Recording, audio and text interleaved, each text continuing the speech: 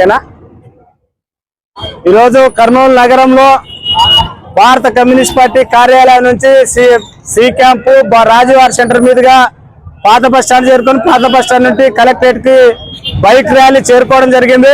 ఈ bike rally ప్రధాన ఉద్దేశం ఈ నెల 18వ తారీఖు ఖమ్మం నగరంలో జరిగే వార్షికోత్సవాల ముగింపు భారీ బహిరంగ సభను జయప్రదం చేయాలని చెప్పి లక్షలాదిగా ఈ రోజు ఖమ్మం నగరానికి ఈ నెల 18వ తారీఖు తరలి రాబోతా ఉన్నారు.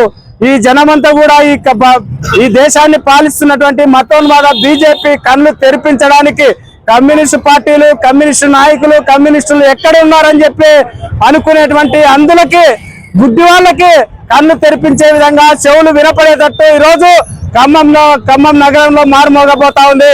ఈ ఖమ్మంలో జరగబోయే ముగింపు సభలు ఈ దేశానికి ఒక వేగు చుక్కగా నిలవాలని చెప్పి సందర్భంగా కోరుతూ ఈ దేశంలో ఈ దేశవ్యాప్తంగా ఉన్నటువంటి 29 రాష్ట్రాల నుంచి ఖమ్మం నగరానికి వస్తా ఉన్నారు.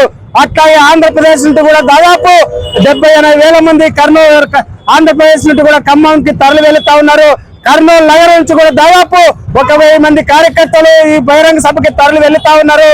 అందులో భాగంగా కర్నూలు నగర ప్రజానికానికంతా కూడా విజ్ఞప్తి చేసేది ఏమంటే పాలకుల విధానాల్ని ఎండగట్టకపోతే, పాలకుల విధానాల్ని పసిగట్టకపోతే ఖచ్చితంగా రాబో కాలంలో ప్రజలందరూ కూడా భిక్షగాలుగా మారే పరిస్థితి ఉన్నది. కాబట్టి దయచేసి ప్రజానికానికి విజ్ఞప్తి చేస్తా ఉన్నాం. కమ్యూనిస్ట్ పార్టీ ఎర్ర జెండాగా పాలకుల విధానాన్ని ఎప్పటికెప్పుడు ఎండగట్టి ఎర్ర జెండాలు చేసే పోరాటాలకి అందరూ కూడా సిద్ధం కావాలి, పాల్గొనాలి, కలిసి రావాలని చెప్పి రేపు ఖమ్మంలో జరిగే భారీ బహిరంగ సభకు కూడా అధిక సంఖ్యలో తరలి రావాలని చెప్పి సందర్భంగా విజ్ఞప్తి చేస్తూ సెలవు తీసుకుంటా ఉన్నాం.